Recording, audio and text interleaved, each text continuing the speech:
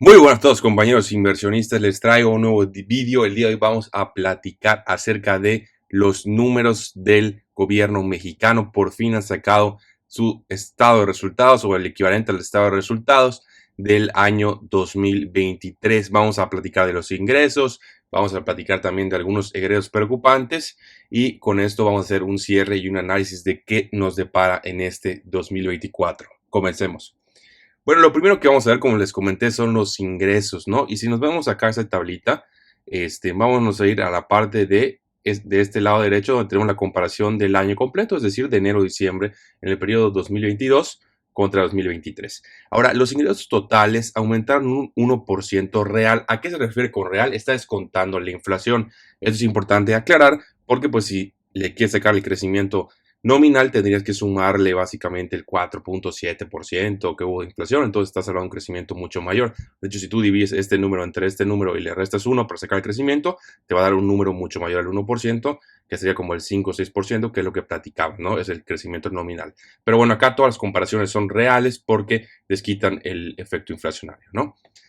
En cómo están compuestos esos ingresos, prácticamente petroleros y no petroleros. En los petroleros, pues vemos que los ingresos de hecho decayeron un menos 31% en términos reales, que es una barbaridad, pero también es algo común porque si recordaban, yo les decía, el año 2022 fue un año donde los precios del petróleo estuvieron, en mi opinión, artificialmente elevados, ¿no? Entonces, eso generó que obviamente los ingresos eran mucho mayores, pero ya en este 2023, que tuvimos un año más normal en este mercado, pues obviamente cayeron de manera significativa. Ahora, para 2024 esperamos que los ingresos se mantengan relativamente similares, a menos de que haya alguna crisis, tipo alguna guerra o alguna crisis económica, eso sí pudiese afectar de manera volátil los precios del crudo, ¿no? El petróleo.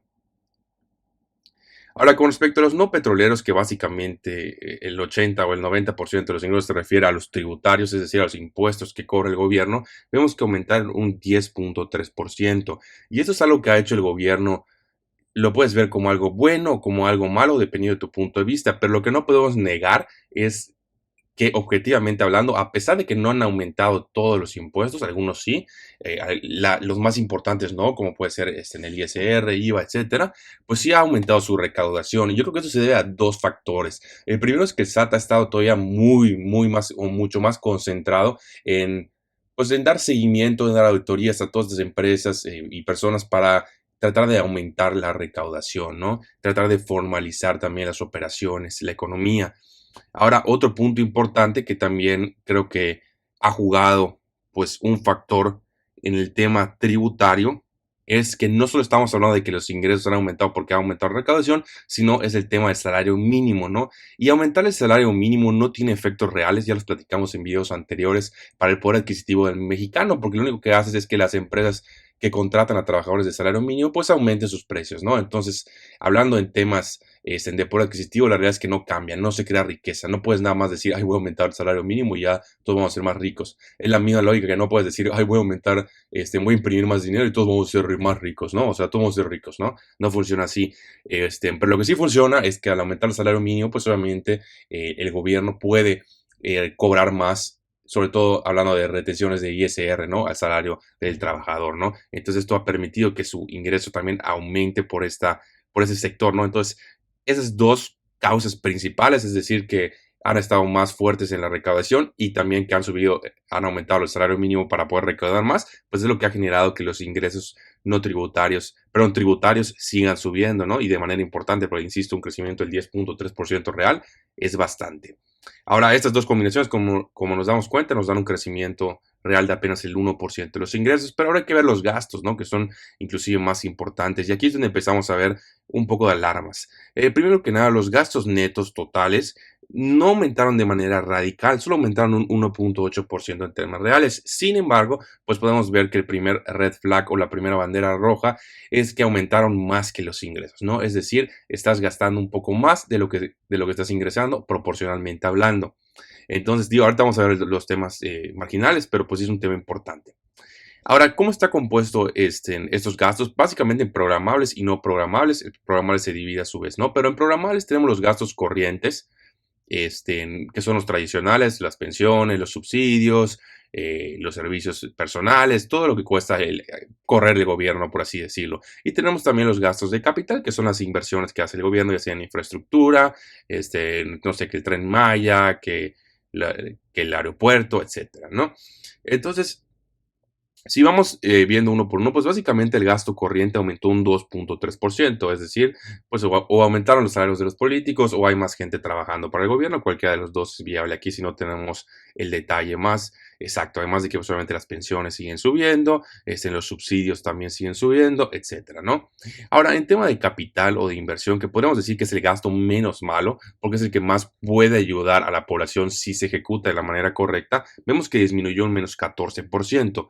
Y esto es bueno, sí, es malo también, ¿no? O sea, es bueno porque siempre es bueno que el gobierno gaste menos para que pueda controlar mayor estas pérdidas que tiene. Es malo porque pues al fin y al cabo es una infraestructura que puede servir. Obviamente hay diferentes tipos de infraestructura. En mi opinión es mucho más provechoso para la sociedad construir, no sé, un nuevo hospital o un hospital mejor con mejores herramientas a construir un Tren Maya, por poner un ejemplo, ¿no? Pero bueno, ese es otro tema. Entonces, este gasto se redujo un menos 14% y la combinación del gasto capital y gasto corriente generó que el gasto programable se reduzca un menos 1.4%. Ahora hay que ver el no programable. El no programable sí aumentó, ¿no? De hecho, aumentó un 11.8%, insisto, en términos reales, que es un montón. Y vamos a ver de dónde viene este aumento tan importante. Y es la retórica que les he estado diciendo en todo lo que va del año, que les he estado comentando, que ha habido más preocupación, ¿no? El costo financiero, ¿no? El costo financiero vemos que aumentó un 21.5%, es una brutalidad, ¿no? Una brutalidad lo que está aumentando. Y está aumentando derivado de dos cosas, de las famosísimas tasas de interés, porque al fin y al cabo, el dinero que tú le estás prestando o estás generando rendimiento con los CETES, ¿quién te lo está pagando? El gobierno, ¿no? Y también está aumentando porque los niveles de deuda aumentan, ¿no? Entonces ha sido una doble retórica importante donde no solo aumenta el costo de la deuda en sí, sino también aumenta el nivel de la deuda. Y esto genera una doble palanca muy importante que pues desemboca en un crecimiento del 21%. Ahora este año va a ser súper importante porque si las tasas de interés no empiezan a bajar y el gobierno sigue gastando lo mismo e ingresando lo mismo, pues obviamente las pérdidas se van a hacer cada vez mayores y el costo financiero va a seguir aumentando, creando una bolita de nieve que puede salirse de control, que es lo que más me preocupa básicamente en el 2024, sobre todo al ser un año de elecciones. No creo que el gobierno se vaya a dar el lujo de recortar gastos en un año tan importante, pues obviamente quieren mantener el poder, ¿no?